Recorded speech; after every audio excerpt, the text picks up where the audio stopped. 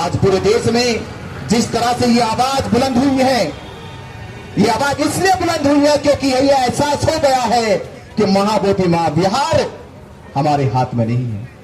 हमने सुना, केवल सुनने से ज्यादा फर्क नहीं पड़ा, पर देखा आज कि जब देखा कि वहां बौद्ध भिक्षु नहीं है, वहां कोई और है।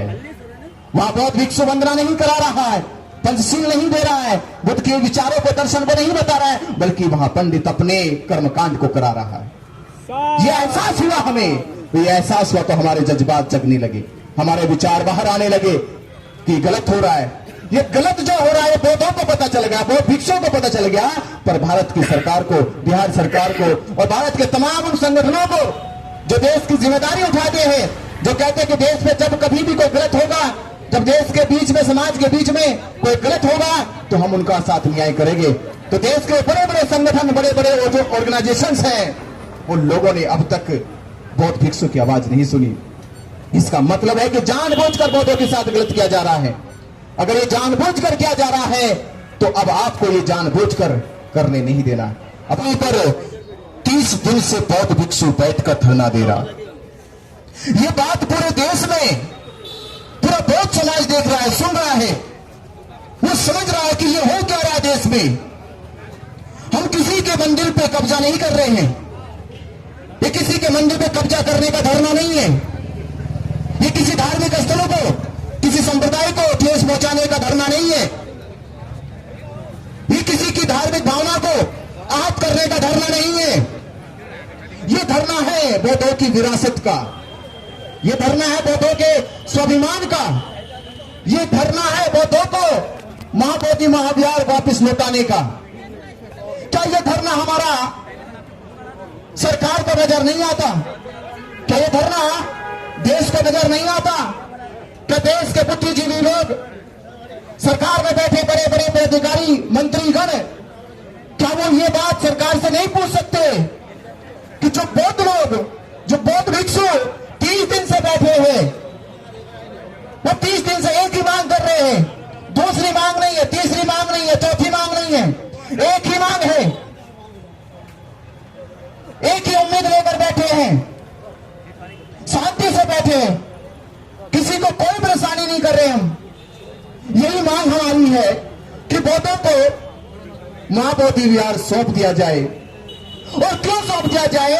वो इसलिए सौंप दिया जाए क्योंकि बौद्धों के पास ही महाबोधि महाविहार का संचालन करने की विधि है, नीति है, नियम है। ये 30 दिन से बौद्ध भिक्षु बैठे, इन्हीं को मालूम है कि महाबोधि महाविहार का संचालन कैसे होता है, महाबोधि महाविहार में बुद्ध की शिक्षा कैसे बताई जाती है, कैसे वंदना होती है, कैसे बुद्ध की वहां पर परिक्रमा की जाती है। ये केवल बातें बौद्ध भिक्षु ही बता सकता है, कोई दूसरे संप्रदाय का पुरोहित पंडित नहीं बता सकता। ये बात केवल बौद्ध भिक्षु जानता है कि महाबोधि महाविहार की गरिमा को, उसकी सीमाओं को किस तरह से गरिमापूर्ण रखा जा सकता है, किस तरह से बौद्ध विहार को, महाबोधि महाविहार को इंटरनेशनल हेरिटेज माना गया। पर क्या उस हेरिटेज को लोगों ने हेरिटेज बनाया? और वो तो आडंबर करने का, लोगों ने वहां क्रियाकलाप करने का, वहां पर अपने आडंबर फैलाने का, वहां पर एक जैसा ऐसा कारोबार सा खोल लिया कि जितने भी लोग पांडे पुरोहित है वो यहां पर अपना कारोबार चला सके। तो हमारी धरोहर को जब दुनिया के लोग देखेंगे, वो किताबों में पढ़ते कि बुद्ध के दर्शन में कोई कर्मकांड नहीं है, कोई पाखंड नहीं है, तो वो जब आते हैं, आंखों से देखते हैं, उनके मन को ठेस पहुंचती है, उनके हृदय को ठेस पहुंचती है, उनकी भावनाओं को ठेस पहुंचती है, उनके विचारों को ठेस पहुंचती है।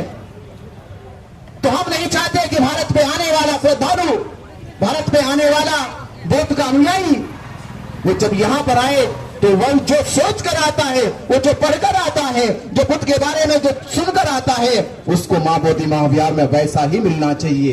और ये कब होगा? जब महाबोधि महाविहार आपके हाथों में होगा। ये जब आपके हाथों में होगा तब दुनिया के लोग कहेंगे, क्योंकि भारत विश्व गुरु था, तो विश्व गुरु कब होगा? जब महाबोधि महाविहार बौद्धों के भिक्षुओं के हाथों में होगा, क्योंकि वो पढ़ाएंगे कि बुद्ध की शिक्षा क्या है, वो बताएंगे कि बुद्ध की शिक्षा क्या है। आज क्या सिखाया जा रहा, क्या दिखाया जा रहा है? अरे एक पत्थर पे लोग पानी चढ़ा रहे, ये दिखा रहे हैं आप। वहां रात को आटे को मिलाकर लड्डू बांटे जा रहे, ये दिखा रहे हैं आज हम।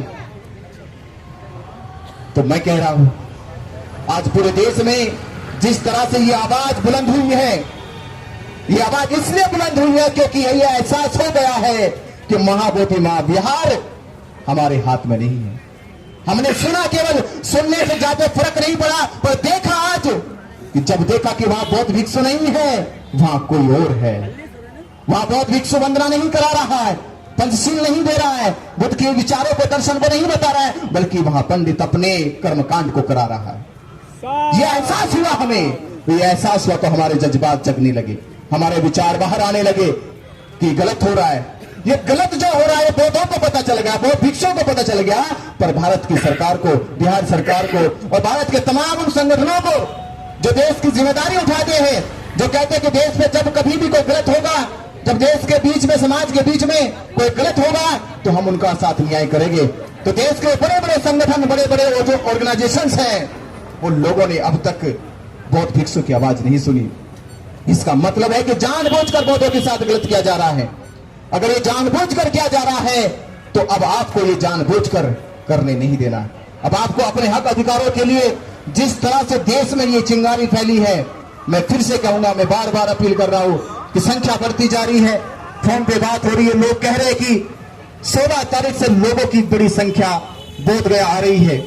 बड़ी संख्या में हर स्टेट से, हर राज्य से लोग जुड़ते जा रहे हैं और बुद्ध पूर्णिमा तक देखते देखते पूरे बोध गया में एक लाखों का मेला लग जाएगा।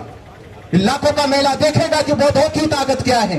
बौद्ध भिक्षु जो, जिनका अभी मजाक उड़ाया जा रहा है कि कितने बौद्ध भिक्षु बैठे हैं, कितने से बौद्ध भिक्षु बैठे, इतने बौद्ध भिक्षु को बैठने से क्या होगा?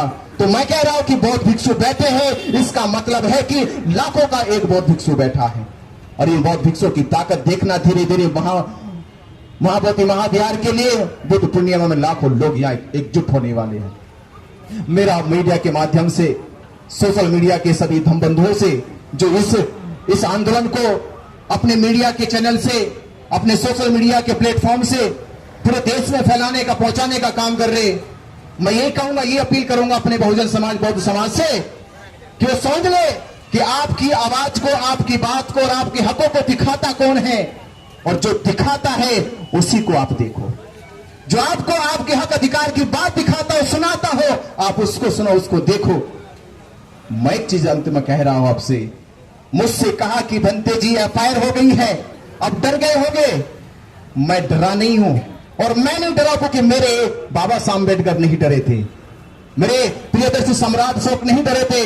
और मैं कहूंगा अंत में, जो समाज फायर है उस पर एफआईआर से कोई फर्क नहीं पड़ता। नमो बुद्धाय, जय भीम। और मीडिया के माध्यम से कहूंगा, पूरा देश इस धरने को सपोर्ट करे, ज्यादा ज्यादा संख्या में बोध गया पहुंचे।